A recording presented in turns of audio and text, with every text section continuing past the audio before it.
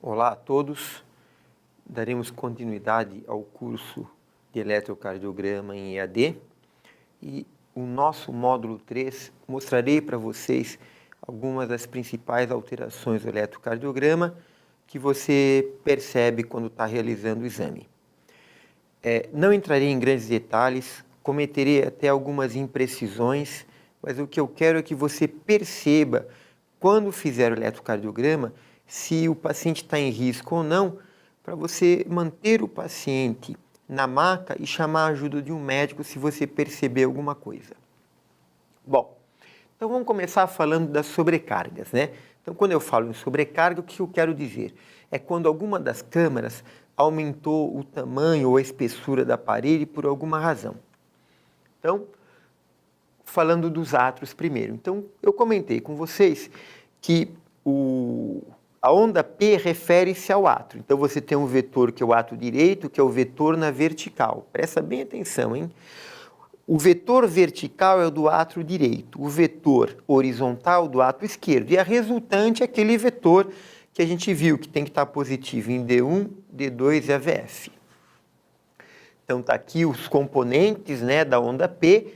O primeiro componente é o átrio direito, que é na vertical. O segundo componente é o átrio esquerdo, que é na horizontal.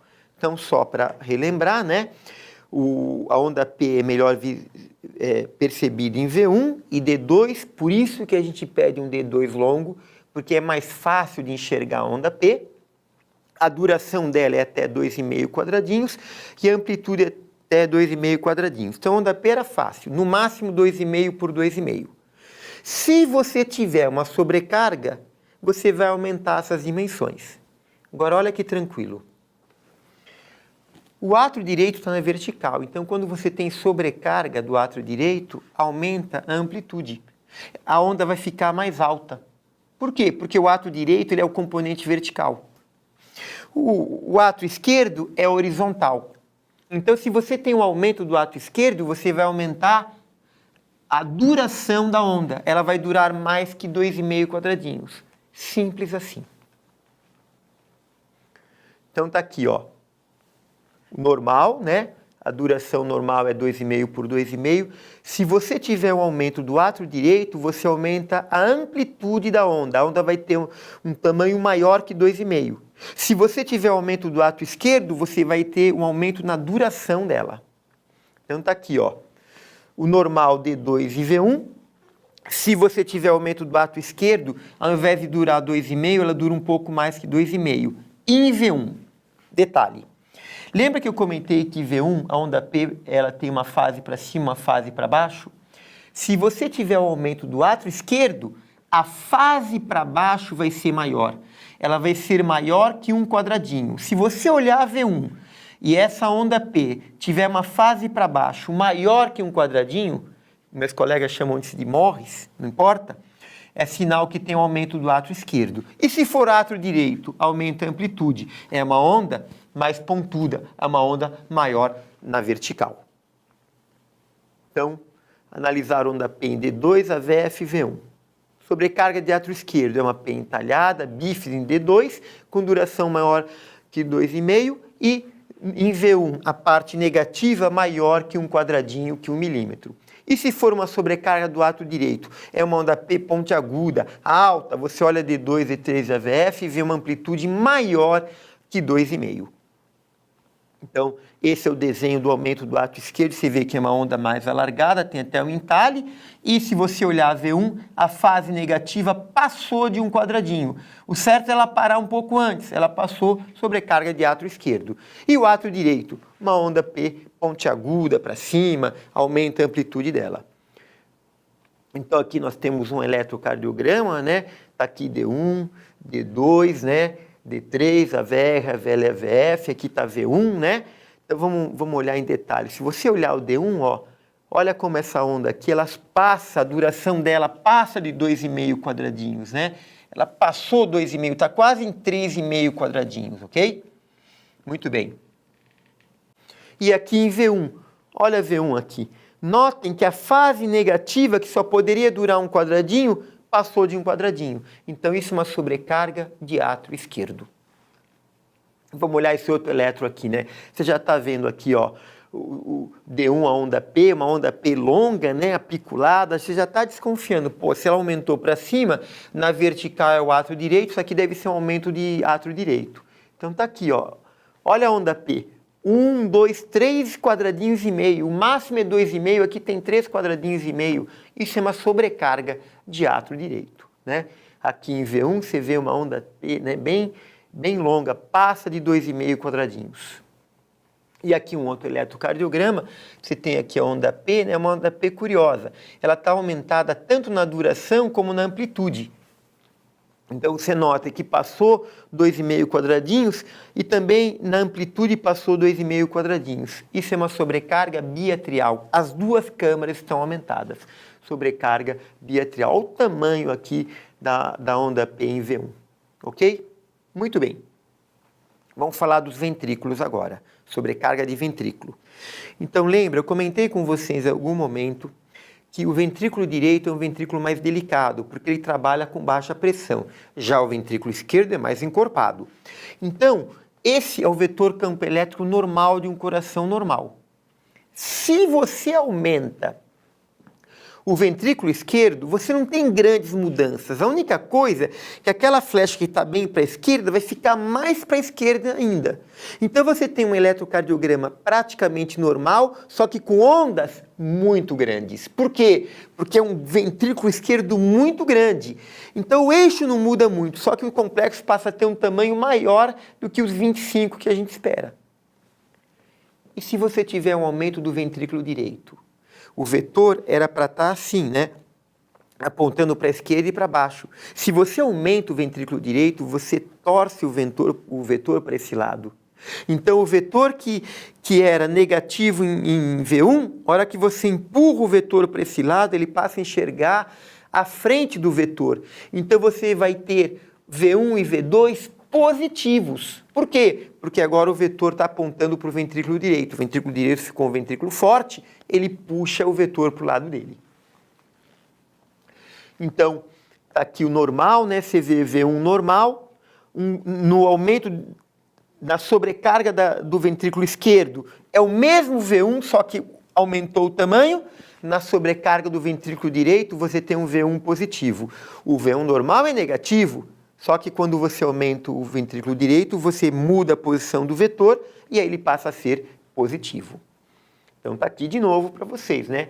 Na hipertrofia do lado esquerdo, as ondas vão ter amplitudes maiores.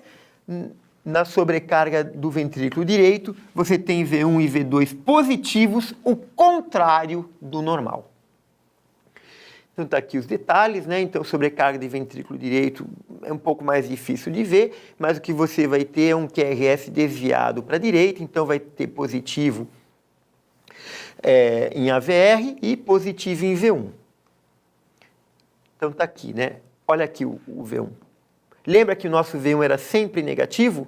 Olha esse V1 positivo. Olha esse V2 positivo. Mas por que está positivo?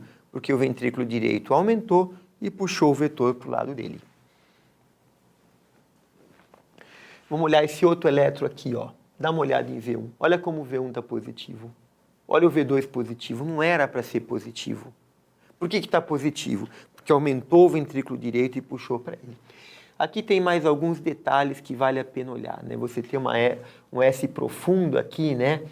Na derivação D1. Não sei se você se lembra, mas um eixo normal, o complexo QRS era positivo em D1 e positivo em AVF. E aqui em D1 ele está negativo. Mas por que ele está negativo? Está negativo porque você tem uma sobrecarga da câmara direita. E se você olhar aqui, né, em D3, você tem uma onda Q que não era esperada, uma onda Q assim, ó, e você tem uma onda T negativa. Isso é um padrão clássico, viu, do eletrocardiograma, que é importante a gente lembrar. Onda S em D1, Q em D3 e T invertido em D3. Isso tem relação com tromboembolismo pulmonar. Toda vez que você tiver tromboembolismo pulmonar, você pode ter algumas alterações. Cuidado! A alteração mais frequente no tromboembolismo pulmonar é a alteração da frequência cardíaca, é taquicardia. Mas se você vir essa imagem, sobrecarga de câmara direita, de ventrículo direito, com S longo em D1, Q em D3 e onda T invertida em D3, isso fala muito a favor que é uma embolia pulmonar. Esse é um padrão clássico que vale a pena você lembrar. Se você vir algum, você já sabe, opa, isso aqui lembra tromboembolismo pulmonar, é uma situação de alguma gravidade. E no caso ventrículo esquerdo, aquilo que eu falei é praticamente normal e tem um índice que vale a pena lembrar. Se você olhar a onda S em V1 e V2 e olhar a onda R em V5 e V6, somar os quadradinhos e for maior ou igual que 35 quadradinhos, é sobrecarga de câmara esquerda, de ventrículo esquerdo. Então, se você olhar aqui, né, o eletro normal, ó, V1, V2, repara como de V1 a V6 ele vai positivando. Perfeito! Só que olha o tamanho das ondas. Se você pegar o S aqui, ó, de V2, aqui dá 5, dá uns 7 quadradinhos, mas olha o R aqui em V5. 5, 10, 15, 20, 25, ixi, já passou de 30 faz tempo. A partir de 35, sobrecarga de câmara esquerda. Parece um eletrocardiograma normal, só que você tem ondas com amplitude bastante aumentada. Aqui um outro exemplo, né? Você vê, parece até um eletrocardiograma normal, né? Só que olha como o V2 é longo, olha como o V5, V6, os complexos são bem alongados. Isso é uma sobrecarga de câmara esquerda, né? Aqui você tem até inversão de onda T, que a gente chama de padrão de strain, que fala muito a favor de uma hipertrofia de ventrículo esquerdo. Muito bem. Agora vem um capítulo muito especial, que é de bloqueios. Eu não vou entrar em muitos detalhes, mas só para você ter uma ideia geral do que seja um bloqueio. Em amarelo, você está vendo o sistema de condução do coração. Então, você tem aqui o nódo sinusal, o nódo atrioventricular, o feixe de His, o ramo esquerdo, que está do lado esquerdo do paciente, do lado esquerdo do coração, e o ramo direito. Então, quando eu falo em bloqueio, eu posso bloquear em qualquer nível aqui assim. Então, o estímulo originalmente, ele sai do nódo sinusal e vai para o nódo atrioventricular. Por quê? Primeiro você tem a contração dos átrios, joga sangue para os ventrículos, aí o ventrículo contrai e joga sangue, o direito para o pulmão, o esquerdo para o resto do corpo.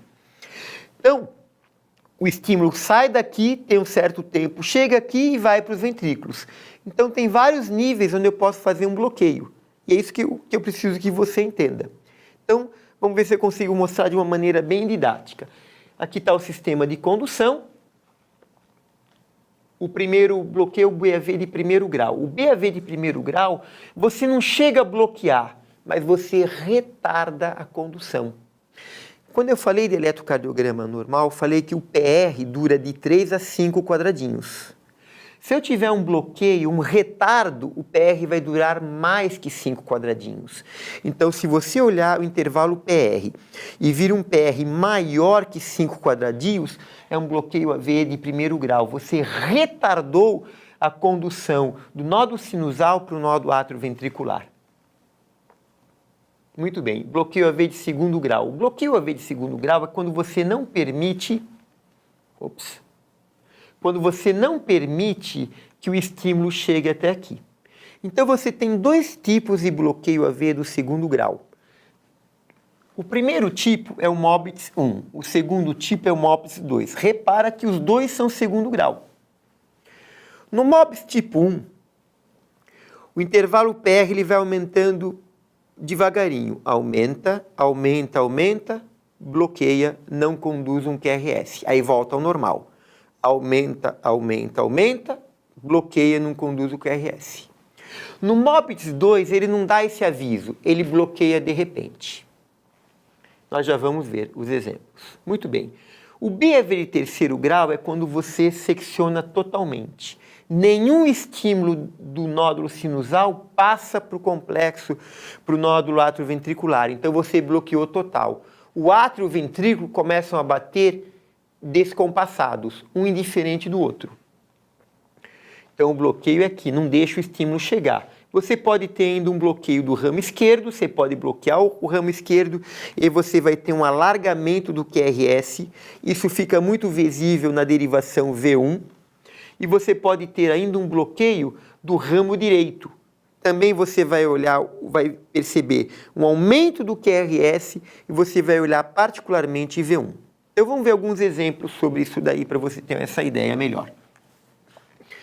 Então olha só, BAV de primeiro grau, você tem um PR maior que 5, lembra? O que é o PR? É o início do P até o início do QRS. Se você olhar aqui, nossa, isso aqui passa 5 quadradinhos. Vamos ver quantos quadradinhos tem. Ó. Tem 1, 2, 3, 4, 5, 6, 7, ixi, já passou de 5. Toda vez que o PR passar de 5 quadradinhos, é um bloqueio AV de primeiro grau. Ele não bloqueia, você tem a onda P e tem o QRS, só que retardou, demora mais para aparecer o QRS. BAV de primeiro grau.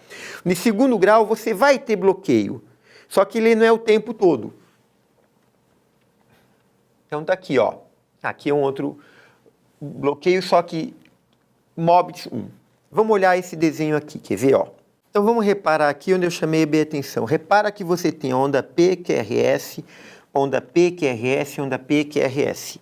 Só que a distância entre o P e o QRS está aumentando, até que aqui, ó, você tem a onda P e não tem o QRS.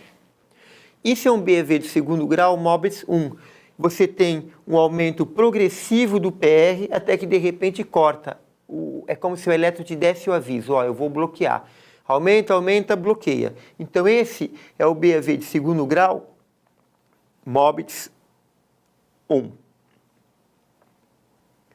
No MOBITS 2, o elétron não te dá aviso. PQRS, PQRS normal, de repente bloqueia, que é o que a gente tem aqui assim, ó.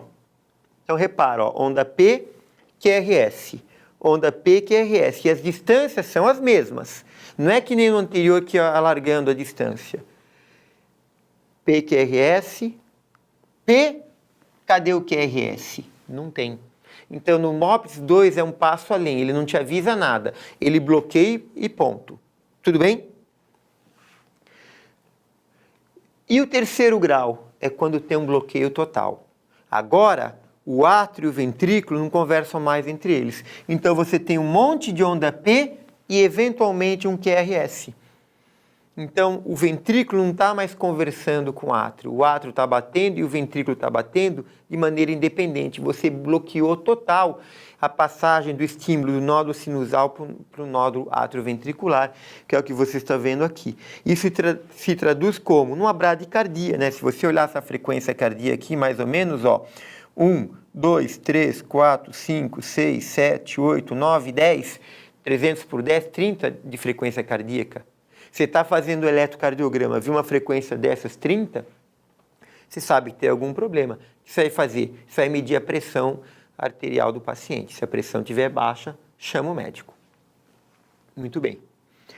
E você pode ter o bloqueio nos ramos. Então, a gente está vindo de cima para baixo. Primeiro eu bloqueei o nódulo sinusal até o AV, agora a gente bloqueou o AV, o BAV total, agora eu vou para o ramo esquerdo e ramo direito. Quando você tem um bloqueio de ramo, o que acontece? Você tem um alargamento do QRS. Então, primeira coisa, se você vir o QRS alargado, é um bloqueio de ramo, ou é esquerdo ou é direito. Você vai olhar a derivação V1. Então, se você olhar a derivação V1 e ela for normal, ou seja, negativa, só que com QRS alargado, acima de 3 quadradinhos, é um bloqueio de ramo esquerdo. Então tá aqui, ó. Você vê que o QRS ele é normal, negativo em V1, V2 vai positivando. Só que ele está alargado, ele passa de 3 quadradinhos. Isso é um bloqueio de ramo esquerdo. Se você tiver um alargamento do QRS, mas um QRS positivo em V1, lembra, V1 tinha que ser negativo. Se o V1 for positivo, aí é um bloqueio de ramo direito. Lembra muito a sobrecarga da câmara direita, né? Porque lembra que na sobrecarga da câmara direita, o V1 ficava positivo. Agora, no bloqueio de ramo direito, o V1 também é positivo, só que ele é alargado.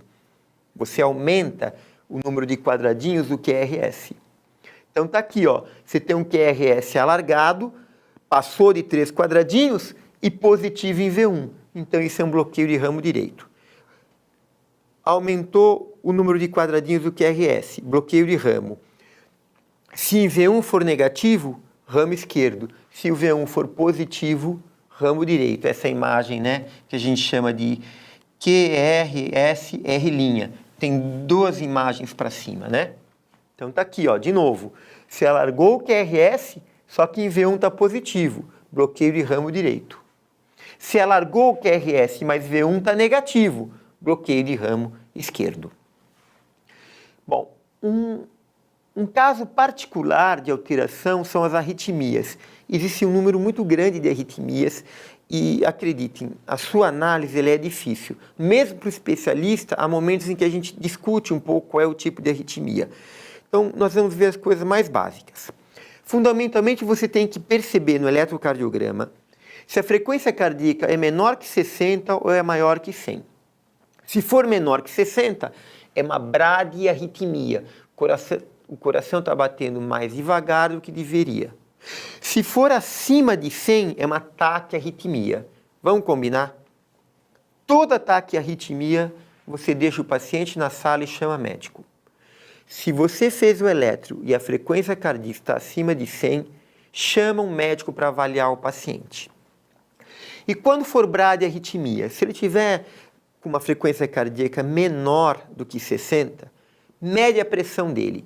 Pressão boa, entrega o eletro e deixa ele embora. Se a pressão estiver baixa, deixa ele na sala e chama a ajuda do médico. Então, as bradiarritmias têm condicionamento físico, doenças sistêmicas, intoxicação, doença do nó sinusal, infarto pode levar, né? Então, é isso aqui, por exemplo. O paciente chega com isso aqui, vamos contar a frequência cardíaca, né? Então, entre 2 R's, né, nós vamos contar quantos quadradinhos tem. Vamos lá, ó. Quantos quadrados tem? 1, 2, 3, 4, 5, 6, 7, 8, 9, 10, 11, 11,5 quadrados. Se você calcular essa frequência aqui, vai dar uma frequência muito baixa. O que você faz? Mede a pressão dele. Imagina, se fosse 10, 300 por 10, dá 30, é menos que 30 batimentos. É muito baixa essa frequência. Olha esse outro caso aqui, né? Vamos olhar entre 2 R's, a frequência cardíaca, né? Vamos pegar aqui, por exemplo, né? Ó. 1, 2, 3, 4, 5, 6, se você dividir 300 por 6, dá 50, um pouquinho menos que 50, porque eu arredondei. Então, abaixo de 60, abaixo de 50 é uma bradicardia, você mede a pressão dele. Pressão baixa, chama o médico. Se a pressão estiver boa, entrega o eletro para ele. Muito bem. E as taquiarritmias? Fundamentalmente, frequência cardíaca acima de 100, você já sabe, você vai chamar um médico para ver o paciente. Independente do que vier a partir daí, você precisa que o médico avalie esse paciente, porque o coração está batendo muito rápido. Aí você tem que fazer uma grande divisão. Se o QRS é estreito ou o QRS é largo. Em geral, quando o QRS é estreito, são arritmias menos graves. Em geral, mas nem sempre. Quando o QRS é largo, são arritmias mais graves. Então, vamos olhar a frequência cardíaca aqui, né? Você vê que uma frequência cardíaca, se você pegar aqui, ó, 300 dividido por 1, 2, 3 quadradinhos dá 100, mas não tem menos que 3 quadradinhos. Então é uma frequência um pouco acima de 100. É uma taquicardia. Chama o médico. Essa taquicardia, o QRS está estreito. Então a gente diz que é uma taquicardia supraventricular, que não é no ventrículo, é nos átrios. Então é uma arritmia potencialmente menos grave. Outro exemplo de arritmia aqui, né? Então, aqui é uma arritmia muito especial, que é o flutter. Você não vê onda P, você vê essa onda enserrilhado, né? Parece a serra de pão, né? Não tem onda P. Quando você vira isso aqui, é flutter. Vamos ver a frequência cardíaca. Ó, entre 2 R's, né? Ou, no caso, entre 2 S's. 1, 2, 3 quadradinhos e meio, dá um pouquinho menos de 100. Tá ali, tá no limite, né? Não passou de 100, mas é uma arritmia, é um flutter, né? Não passou de 100, o paciente está relativamente estável, é menos perigoso. Se passar de 100, já tem que chamar o médico para avaliar. Isso aqui é um outro tipo de arritmia. Agora, o QRS é estreito, é supraventricular, mas o que você nota aqui? É que o RR é irregular. Se não tem a mesma distância entre os complexos, né? Não importa, você pega aqui e faz a média, ó, tá um pouquinho, dá em 300, um pouco menos, 300 dividido por 3 dá 100, um pouquinho menos que 100. Você vai chamar um médico para avaliar esse paciente, porque ele está com uma frequência acima de 100. Isso é uma fibrilação atrial. O que chama atenção na fibrilação atrial? Você tem um intervalo RR irregular e você não vê onda P. Não tem nenhuma onda P aqui. Isso é o famoso flutter atrial. Bom, e aqui, né? O que chama atenção aqui? O QRS é alargado. Toda vez que você tiver uma arritmia, né? No caso, um ataque à arritmia com QRS alargado, são arritmias potencialmente graves. Às vezes, esse paciente está em parada cardíaca. Então, já está em arritmia, você já vai chamar o médico. Se o QRS estiver alargado, você tem que chamar mais rápido ainda, porque são arritmias potencialmente graves. Então, aqui é uma taquicardia ventricular menomórfica. Então, você vê que o QRS é alargado, né? Então é ventricular, mas os QRS são todos iguais, então ela é monomórfica. É uma arritmia potencialmente grave. Se você olhar a frequência cardíaca, 300 dividido por 2 dá 150 batimentos. Imagina o coração do paciente batendo a 150 batimentos. Tem que chamar um médico para avaliar. Aqui um flutter ventricular, a frequência cardíaca passou aqui de 220. Provavelmente esse paciente está em parada cardíaca. Esse é um paciente, né, que o tratamento dele provavelmente vai ser o choque.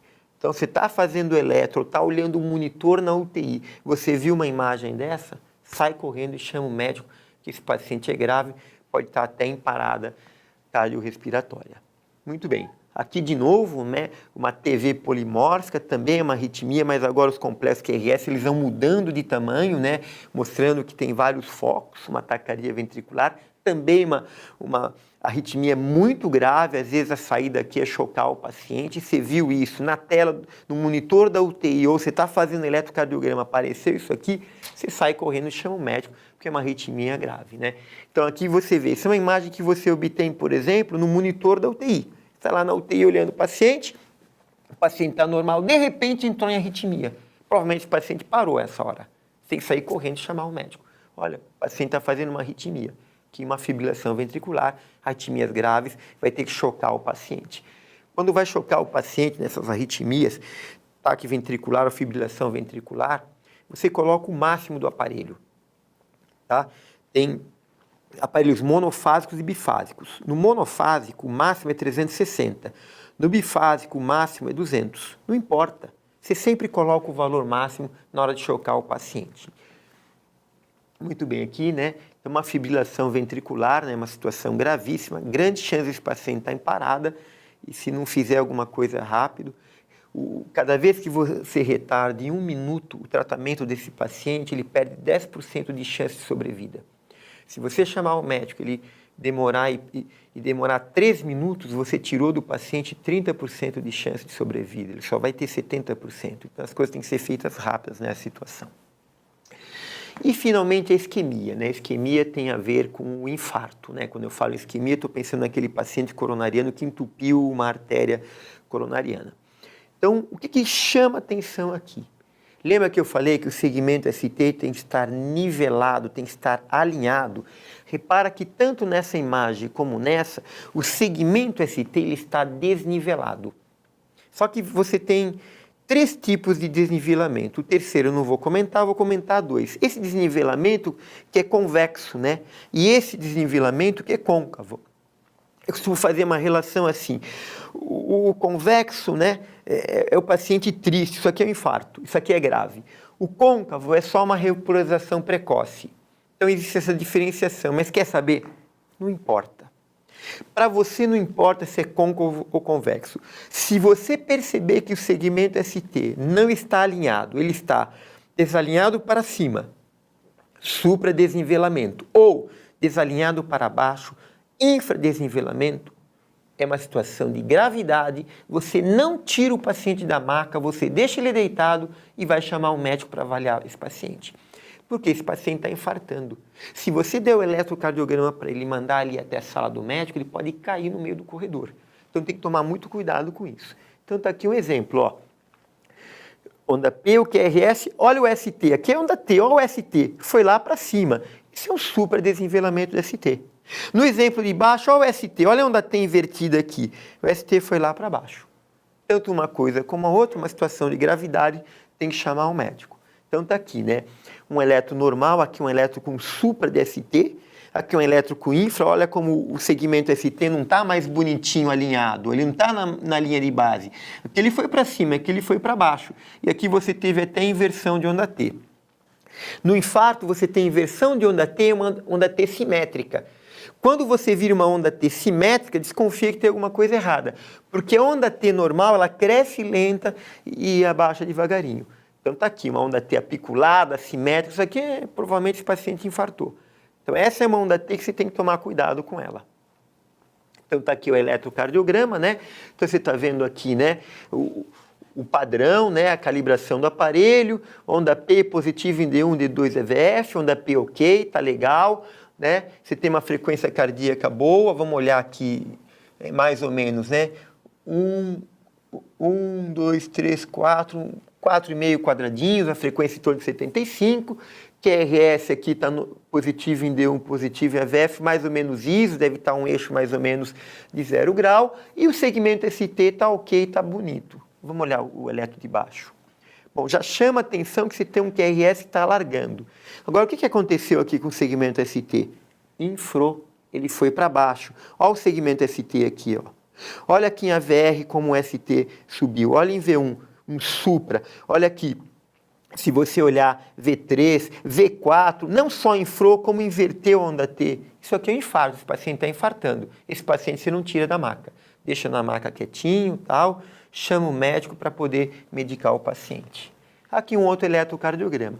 Olha, D1, né, segmento ST normal, mas o que aconteceu em D2? Olha como o segmento ST ele sobe, ó. Ele era para estar aqui, ó, que nem esse lado. Não, ele subiu. Você tem um supra de ST em D2, em D3 e em AVF. É um infarto na parede inferior. Esse é um paciente grave, esse paciente tem que ser avaliado pelo médico. Ok? Muito bem. Então, de novo, né, mais alguns exercícios para ver se você entendeu essa aula onde eu mostrei algumas alterações que tem que chamar a atenção. Então, está aí o eletrocardiograma, você tem essa imagem, eu chamei a atenção de você aqui das ondas P, aqui tem o complexo QRS, o que te chama a atenção aqui? Pensa.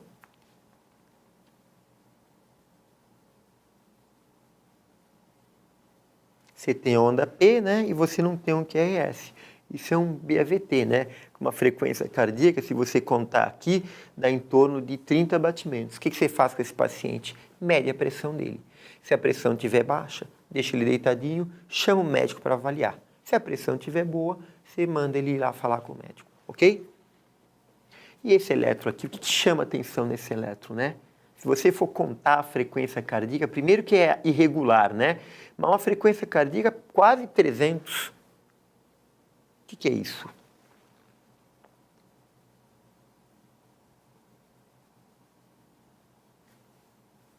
Uma fibrilação ventricular. Provavelmente esse paciente deve estar parando. Se não tiver parado, está parando. Sem correr, chamar o médico, aquilo que eu falei. Cada 1 minuto que você retardar o tratamento desse paciente, ele perde 10 minutos de chance de sobrevida. Se você demorar 10 minutos, ele tem 100% de óbito. E esse eletro, o que te chama a atenção nesse eletro?